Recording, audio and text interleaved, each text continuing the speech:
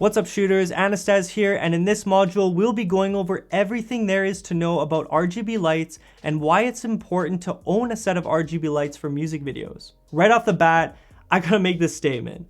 Artists love RGB lights. How many music videos have you watched, no matter what scale of the production is, and notice that there are RGB lights littered throughout the video?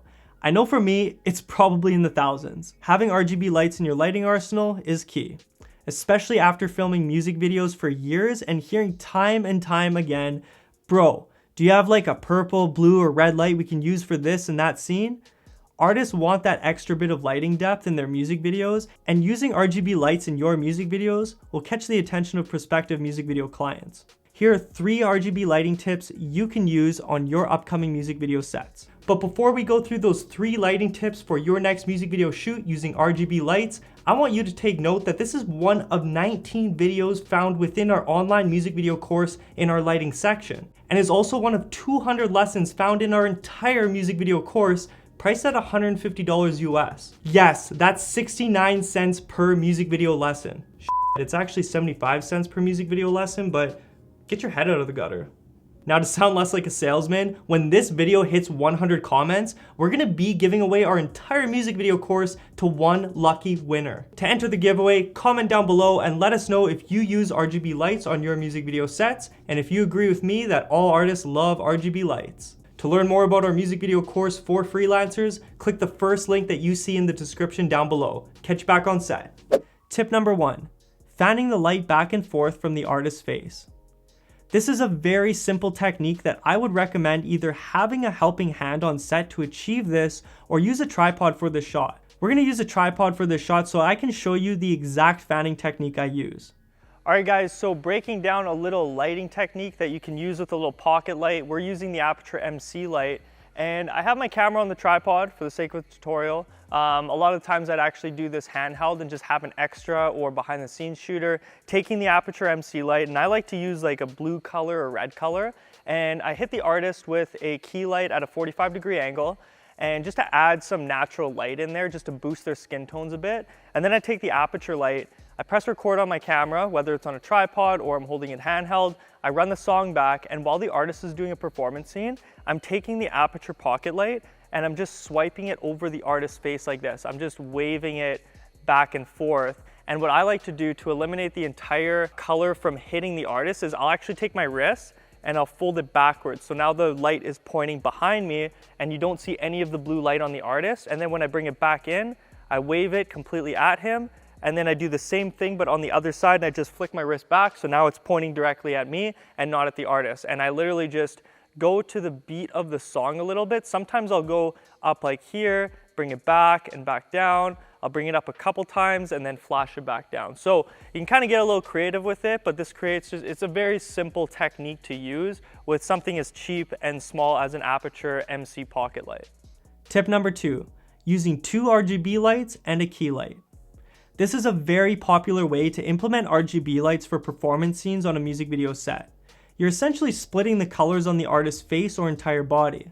This creates a cool looking and creative image. One thing to take note of is what colors complement each other when splitting different colors on an artist. Here's a list of complementary colors: red and green, yellow and purple, orange and blue, green and magenta.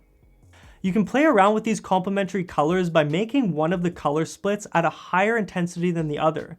But rule of thumb, make sure to dial in your desired frame rate, shutter speed, aperture, and ISO values first before adding in your 2 RGB colored lights and adjust them from there. The last thing we want to do is blast our subject with so much light where the artist's face becomes blown out, which isn't a flattering look.